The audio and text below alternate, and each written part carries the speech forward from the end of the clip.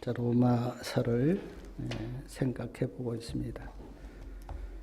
자, 오늘은 로마서 11장입니다. 로마서 11장을 생각해 보겠는데, 로마서 11장 1절에 보면 이렇게 로마서 11장은 시작합니다. 그러므로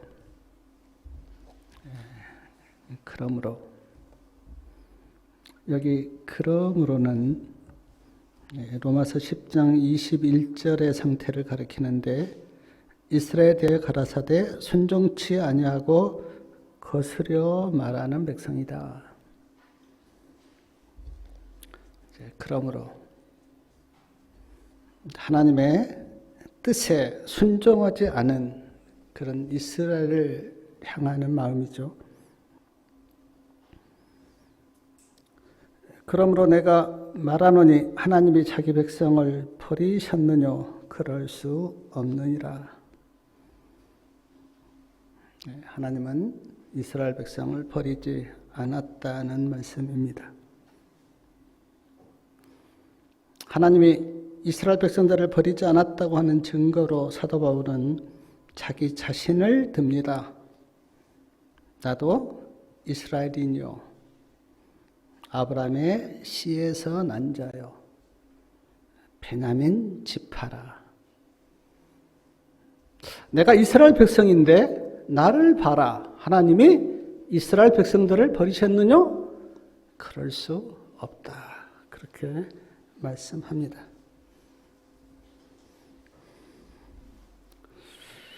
로마서 11장 2절부터 4절까지 보면 또 한 사람의 예를 드는데 엘리야입니다. 이스라엘 선지자 엘리야를 예를 들어서 말씀합니다. 우리가 엘리야에 대해서 많이 들었듯이 엘리야가 갈멜산에서 승리한 후 바알과 아세라 선지자 850명을 기손 시냇가에 데리고 가서 이제 죽입니다. 이 일로 인해서 이세벨이 화가 나서 이렇게 말합니다. 내일 이맘때에 내가 엘리야를 죽이겠다. 엘리야가 두려워서 호렙산으로 도망갑니다. 엘리야가 호렙산 굴에 있는데 하나님이 엘리야에게 나타나서 말씀하십니다. 엘리야야, 내가 어찌하여 여기 있느냐? 그때 엘리야가 했던 말씀이 로마서 11장 3절인데, 로마서 11장 3절 말씀 우리 다 같이 한번 읽어보겠습니다. 주여, 저희가 주의 선지자들을 죽였으며 주의 제단들을 헐어버렸고 나만 남았는데 내 목숨도 찼나이다 하니. 하나님, 저희가 주의 선지자들을 죽였습니다. 주의 제단들을 헐었습니다. 그리고 나만 남았는데 내 목숨도 찼습니다. 그때 하나님께서 말씀하시죠. 너만 남은 것이 아니고 바알에게 무릎을 꿇지 아니한 7,000명도 있다. 그렇게 말씀하십니다. 그 말씀을 하시고 로마서 11장 5절 말씀 우리 다 같이 한번 읽겠습니다. 그런즉 이와 같이 이제도 은혜로 택하심을 따라 남은 자가 있느니라. 지금도 하나님의 은혜로 택하심을 따라 남은 자가 있다. 우리 눈에는 잘 안 보입니다. 누가 남은 자인지 우리는 모릅니다. 그러나 하나님께서 보실 때는 남은 자가 있어요. 하나님이 숨겨둔 백성들이 있습니다.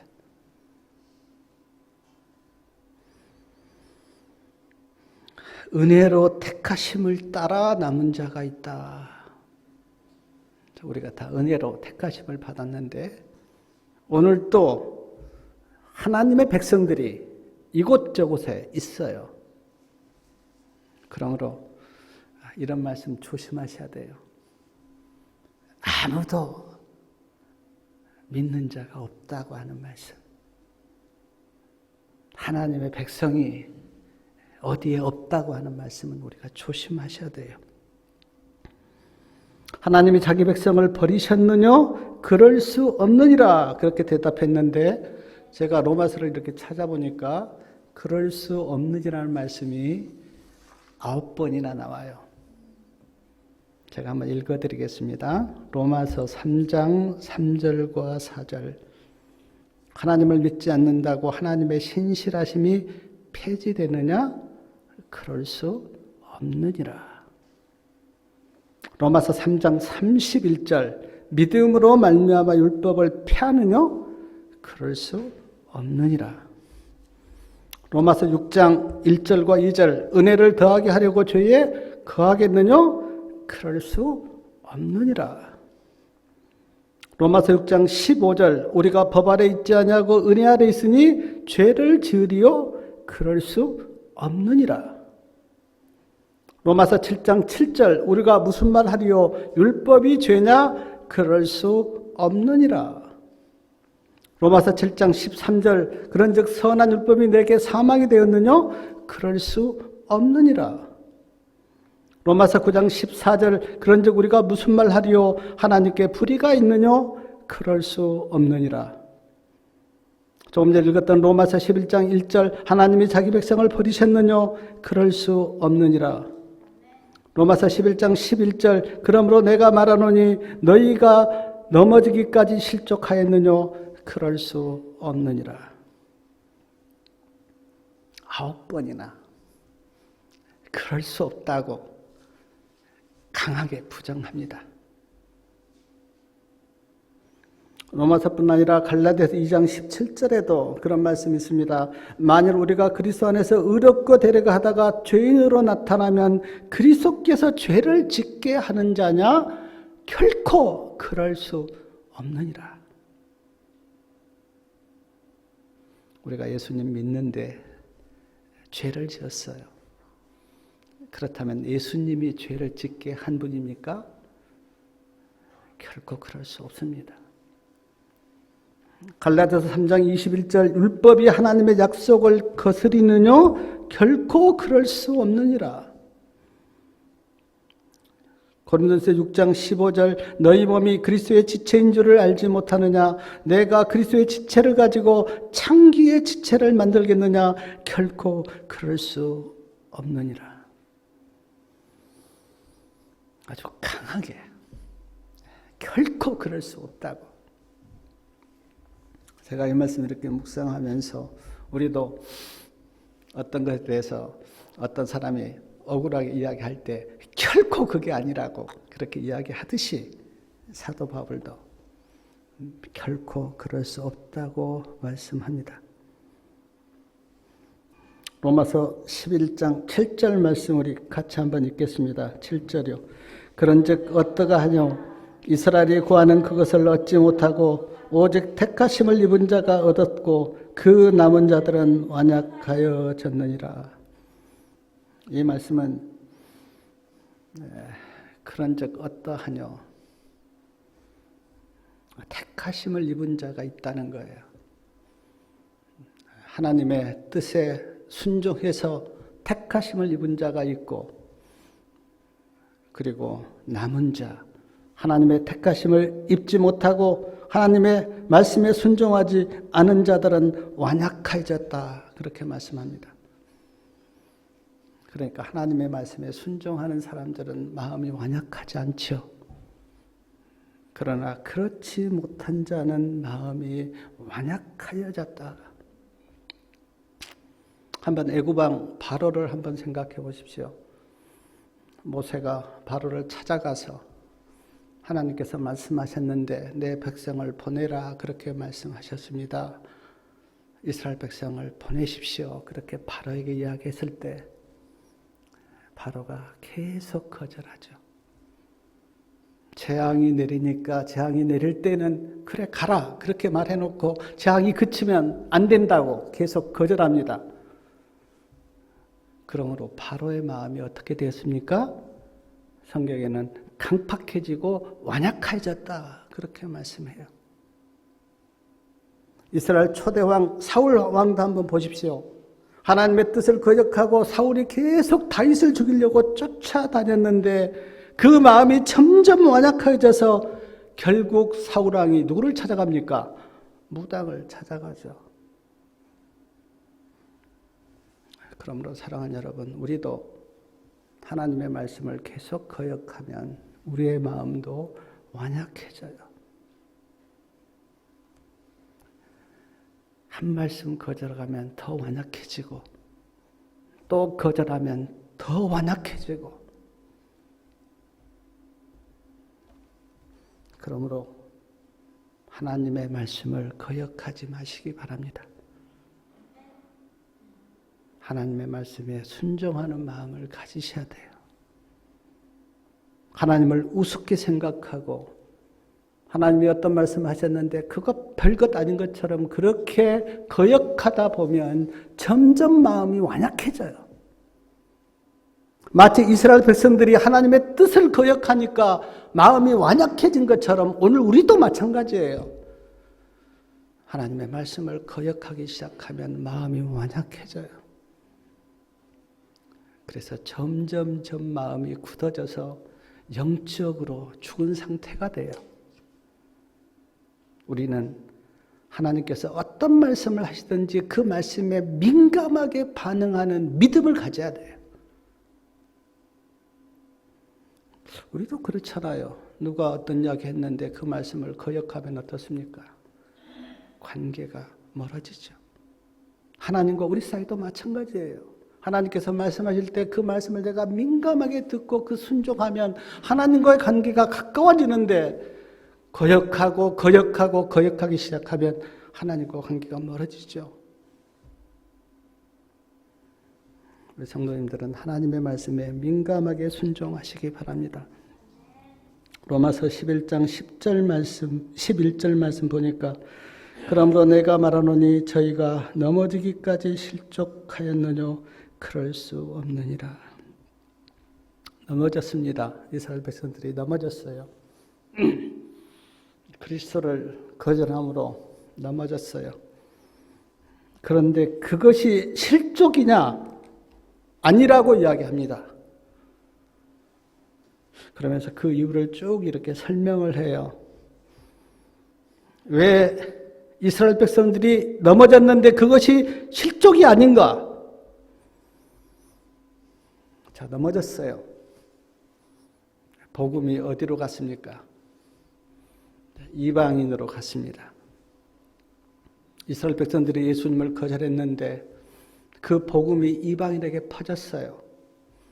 그래서 그 복음이 유럽을 거쳐서 또 북미를 거쳐서 아시아를 거쳐서 아프리카까지 다 복음이 퍼졌습니다. 그리고 나중에 이스라엘 백성들이 예수님을 믿는다고 말합니다. 그래서 넘어지기는 했는데 그것이 일어나지 못한 실족이 아니라 하나님의 놀라운 비밀의 경륜은 다시 나중에 이스라엘 백성들이 복음을 듣는다고 이야기해요. 그래서 그게 실족이 아니라는 거예요. 이스라엘 백성들의 역사를 우리 성도님들이 대강 아시겠지만 이스라엘 백성들이 AD 70년에 망했습니다. 이스라엘은 없어졌어요. 이스라엘 백성들은 세계 여러 곳에 흩어졌습니다. 러시아에도 갔고 미국에도 갔고 독일에도 갔고 다 이스라엘 백성들이 흩어졌어요. AD 70년에 망했는데 AD 1948년에 이스라엘이 다시 회복됐어요. 그러니까 약 1900년 동안 이스라엘은 나라 없는 채 살았어요. 근데 놀라운 거는 복음이 전 세계적으로 퍼졌는데 이스라엘 백성들이 전 세계에 흩어져 살면서 뭘 들었냐면 복음을 들은 거예요. 복음을. 러시아로 간 사람들은 러시아에서 복음을 들었고 미국으로 간 사람은 미국에서 복음을 들었어요. 그리고 1948년 이스라엘이 세워졌는데 그때 전 세계에 흩어졌던 이스라엘 백성들이 복음을 믿는 채로 이스라엘에 다시 들어왔어요. 물론 다는 아닙니다. 소수예요. 그러나 그렇게 해서 하나님께서는 이스라엘 백성들을 구원하려고 하는, 그래서 저기 로마서 11장 25절에 보니까 비밀이라는 말이 나오는데 그것이 하나님의 구속의 경륜의 비밀이었어요. 25절에 우리 25절 말씀 한번 같이 읽어볼까요? 형제들아 너희가 스스로 지혜 있다 함을 명키 위하여 이 비밀을 너희에게 모르기를 원치 않으노니 이 비밀은 이방인의 충만한 수가 들어오기까지 이스라엘에 덜어는 완약하게 된 것이라. 그러니까 이방인들이 복음을 듣기까지는 이스라엘은 마음이 완약했지만 그러나 그 다음에 하나님의 놀라운 구속의 경륜은 이스라엘도 구원하신다는 거예요. 물론 다는 아니죠. 다는 아니죠. 그래서 실족은 했지만 넘어졌지만 실족한 것은 아니라고 그렇게 말씀합니다. 사랑하는 여러분, 오늘도 나중에도 나오지만 하나님의 그 뜻은 놀라워요. 우리가 알지 못하는 놀라운 지혜가 있습니다. 그래서 우리가 성급하게 하나님이 하시는 일에 대해서 우리가 말하면 안 돼요. 로마서 11장 13절부터 21절까지는 이방인에게 말씀합니다.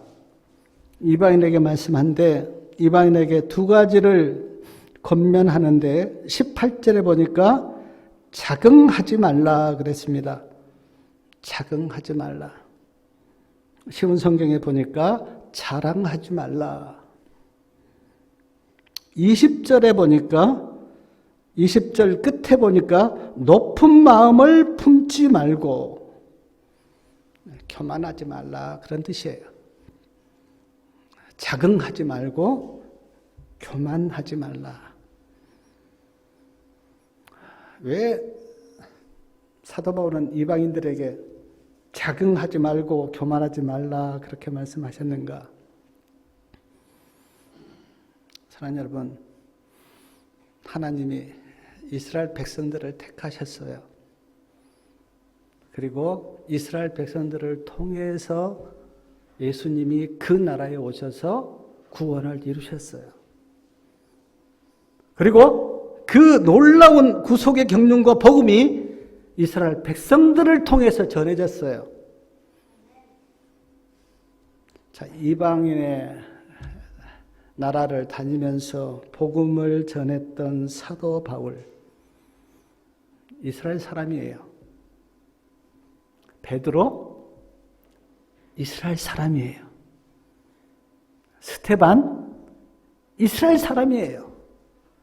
빌립, 이스라엘 사람이에요. 사도 요한, 이스라엘 사람이에요.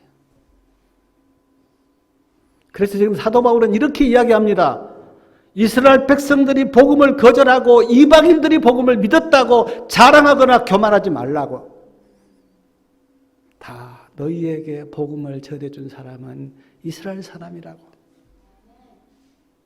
우리가 섣불리 이스라엘 백성들은 복음을 거절했는데 우리는 예수님을 믿는다고 그렇게 교만하거나 자랑하지 말라는 거예요. 하나님께서 이스라엘 백성들을 택해서 그 백성들을 통해서 너희에게 복음이 전해졌기 때문에 겸손하고 온유하게 복음을 받으라는 거예요.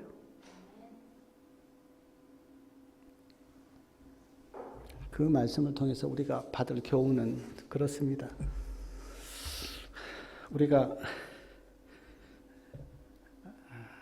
높은 수준의 진리를 가지고 있다고 해도 그것이 우리에게 교만이 되면 안 됩니다.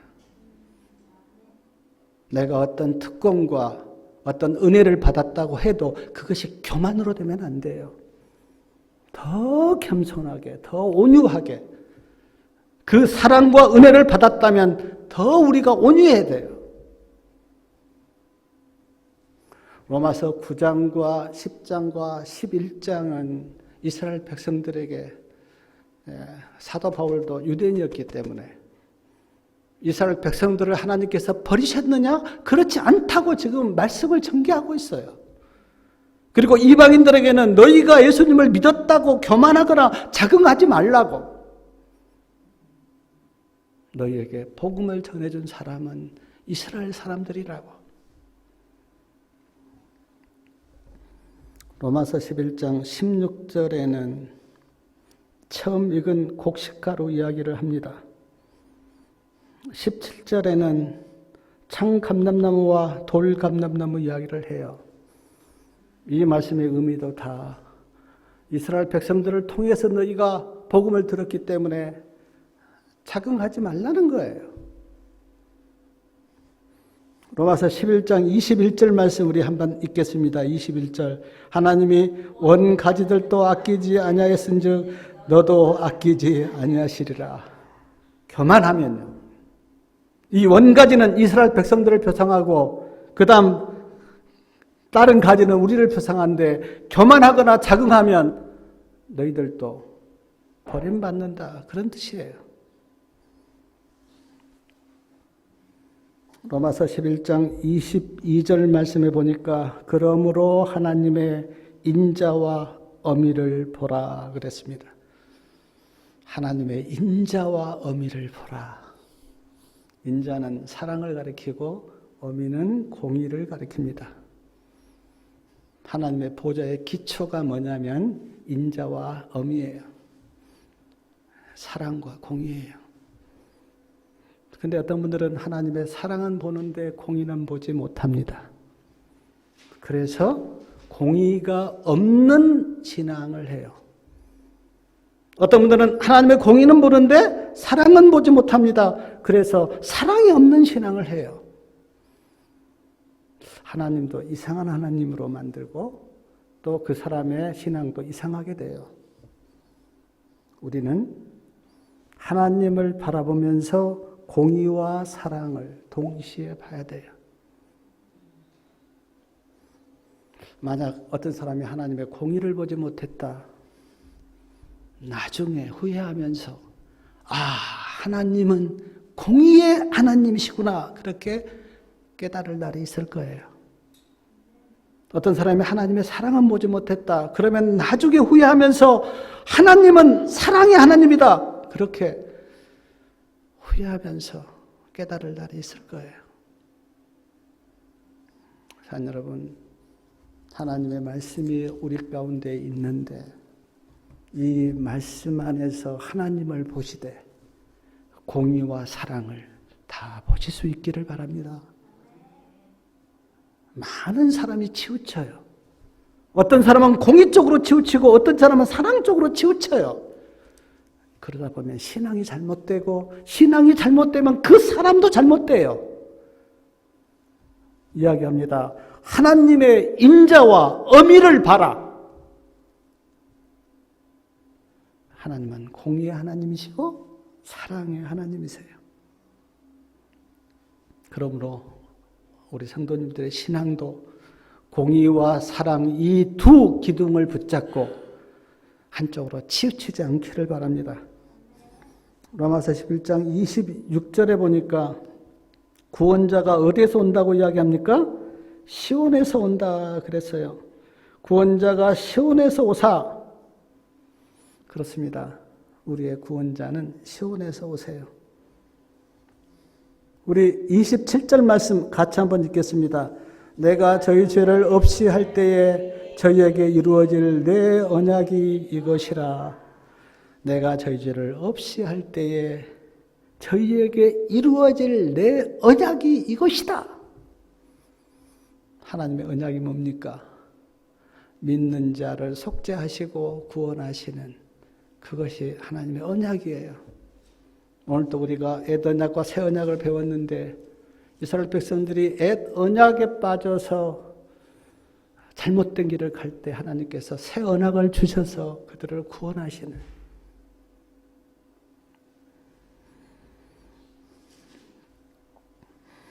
로마서 11장 29절 말씀 우리 다 같이 한번 읽겠습니다. 하나님의 은사와 부르심에는 후회하심이 없느니라. 후회하심이 없으신 하나님. 하나님은 후회하실 것이 없죠. 하나님은 다 옳게 하시기 때문에, 하나님이 하시는 일은 잘못된 것이 없기 때문에 하나님은 후회하심이 없으세요. 그러나 우리는 후회가 많죠.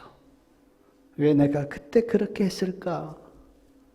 후회하심이 많아요. 그러나 하나님은 후회하심이 없으십니다. 로마서 11장 30절부터 32절까지 보니까 궁휼이라는 말이 계속 나옵니다. 30절에도 궁휼을 입었는지라, 31절에도 너희에게 베푸신 궁휼로 이제 너희도 궁휼을 얻게 하려 하심이라. 32절 하나님이 모든 사람을 순종치 아니하는 가운데 가두으심은 모든 사람에게 궁휼을 베풀려 하심이니라. 궁휼이 4번이나 나옵니다. 궁휼을 베푸시는 하나님. 이스라엘 백성들에게도 궁휼을 베푸시고 이방인 우리에게도 궁휼을 베푸시고, 그래서 모든 사람에게 궁휼을 베푸시는 하나님. 사랑하는 여러분, 우리가 하나님의 궁휼하심이 없다면 누가 구원받고 누가 쓰겠어요? 하나님이 궁휼을 베푸시니까. 우리가 돈 주고 궁휼을 산다면 누가 사겠어요? 그러나 하나님께 나아가서 하나님, 저에게 궁휼을 베풀어 주십시오. 하나님의 궁휼이 나에게 필요합니다. 하나님 나를 궁휼히 여겨달라고 하면 궁휼히 여기시는 하나님이 계시기 때문에 우리에게 소망이 있잖아요. 구약성경에 제가 여러 번 찾아보니까 그래서 늘 하나님께 하나님 우리를 궁휼히 여겨달라고 그렇게 사람들이 하나님께 부르짖었어요. 누가복음 17장 13절에도 우리를 궁휼히 여겨달라고 예수님께 부르짖습니다. 주님, 나를 궁휼히 여겨달라고. 야고보서 2장 13절에 보니까 궁휼이 뭘 이긴다고요? 심판을 이긴다. 그러니까 우리가 다 심판받아야 될 그런 죄인인데 하나님의 궁휼이 나에게 임하면 그 궁휼이 심판을 이긴다고 야고보서 2장 13절에 그렇게 말씀해요. 그러므로 궁휼이 필요합니다. 궁휼이 없으면 아무도 하나님 앞에 설 사람이 없어요. 사랑하는 여러분, 우리가 다 죄인이고 또 잘못된 사람들이지만 그러나 하나님의 궁휼을 구하시기 바랍니다. 그러면 하나님께서 궁휼을 베푸세요. 실물교훈 415페이지에 이런 말씀이 있습니다. 세상에 비칠 마지막 자비의 빛, 곧 세상에 전파되어야 할 마지막 궁휼의 기별은 하나님의 사랑의 품성을 드러내는 것이다. 마지막 궁휼의 기별이 무엇인가? 하나님의 사랑의 품성을 드러내는 것이래요. 하나님의 사랑의 품성. 하나님의 사랑의 품성이 우리에게 드러나면 아마 절망할 사람이 한 사람도 없을 겁니다. 왜냐하면 그 사랑이 우리를 다 감싸고 우리를 덮어주기 때문에. 마지막 궁휼의 기별은 하나님의 사랑의 품성을 드러내는 것이다. 사도 요한은 요한일서 4장에서 하나님은 누구시라고요? 하나님은 사랑이시라. 사랑하지 아니하는 자는 하나님을 알지 못하나니. 그래서 우리가 신앙을 하면서 무엇을 배워야 되는가? 사랑을 배워야 돼요. 신앙하면 할수록 사랑이 깊어져야 돼요.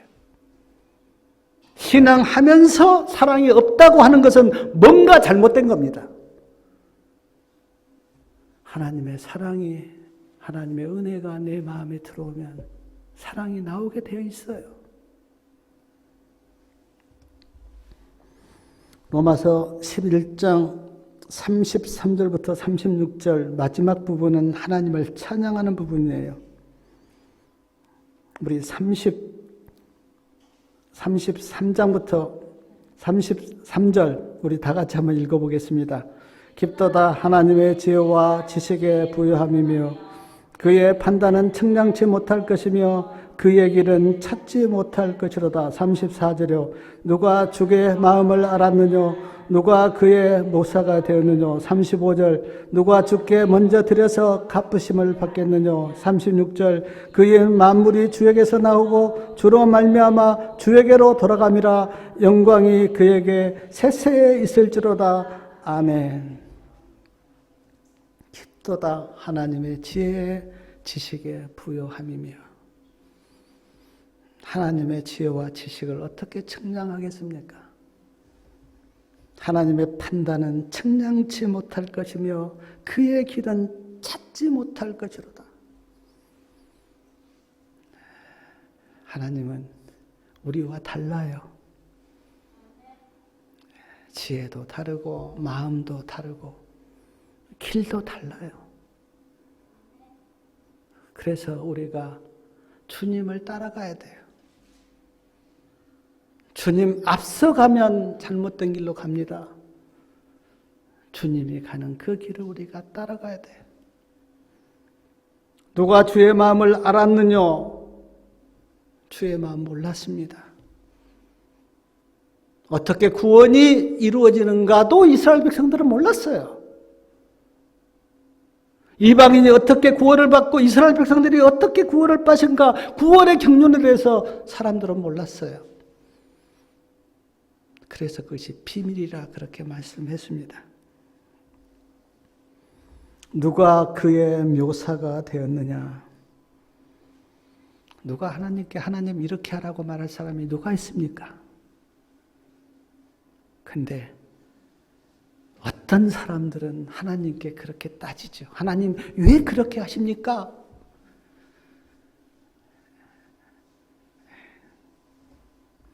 제가 성경에 보니까 예수님이 십자가의 일을 가시려고 하실 때 베드로가 예수님 안 됩니다.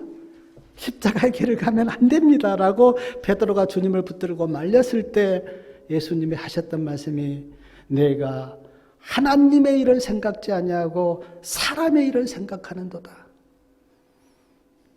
우리는 사람의 일을 생각하고 예수님은 하나님의 일을 생각하세요. 아브라함이 하나님께서 내가 너에게 자녀를 주겠다라고 말씀하셨는데 조금 기다려 보니까 자녀가 태어나지 않으니까 아브라함이 사라의 몸종 하갈을 취하여 이스마엘을 낳습니다. 조금만 기다렸으면 되는데 아브라함이 기다리지 못하고 자기 생각대로 자녀를 낳아요. 근데 이스마엘이 어떻습니까? 아브라함에게 도움이 됐습니까? 이스마엘 때문에 가정이 불행하게 됐어요. 하나님은 분명히 이스마엘을 내보내라 그렇게 말씀합니다.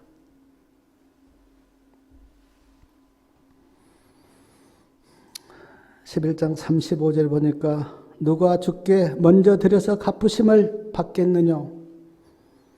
욥기 35장 7절 말씀인데 우리가 먼저 하나님께 드린 것이 없습니다. 하나님이 우리에게 먼저 주셨죠. 독생자도 주시고 사랑도 주시고 은혜도 주시고. 우리가 오늘 헌금을 드리고 또 주님을 이렇게 증거하지만 그러나 우리가 하나님께 받은 것에 비하면 만분의 1도 안 됩니다.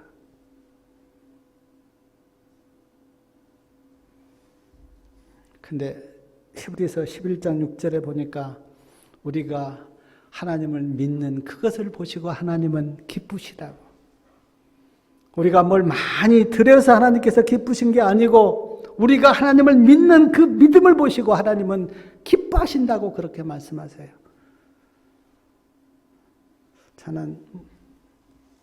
제가 너무 부족해서 내가 하나님께 뭘 드릴까 생각해 보면 드릴 게 없어요. 돈이 많이 있는 것도 아니고, 그렇다고 재능이 많은 것도 아니고. 그러나 하나님은 내가 뭘 많이 드려서 기쁘신 분이 아니고, 내가 하나님을 믿는 그 믿음을 보시고 하나님은 기쁘시다고. 그러므로 우리 사랑하는 성도님 여러분, 하나님을 신실하게 믿으시길 바랍니다. 36절에 보니까 이는 만물이 주에게서 나오고 주로 말미암고 주에게로 돌아감이라 영광이 그에게 세세히 있으리로다. 아멘. 모든 것이 누구로부터 왔습니까? 네, 하나님으로부터 왔어요. 이 우주를 지금 누가 주관하고 계십니까? 하나님이 주관하고 계세요.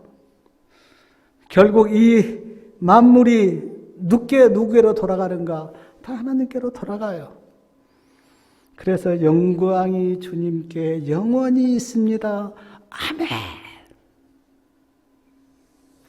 제가 로마서 이렇게 찾아보니까 5번이나 하나님을 찬양하고 아멘이라는 말씀이 나오는데, 로마서 1장 25절 보니까 주는 곧 영원히 찬송할 이시로다. 아멘. 로마서 9장 5절 그리스도는 만물 위에 서서 세세의 찬양을 받으실 하나님이십니다. 아멘.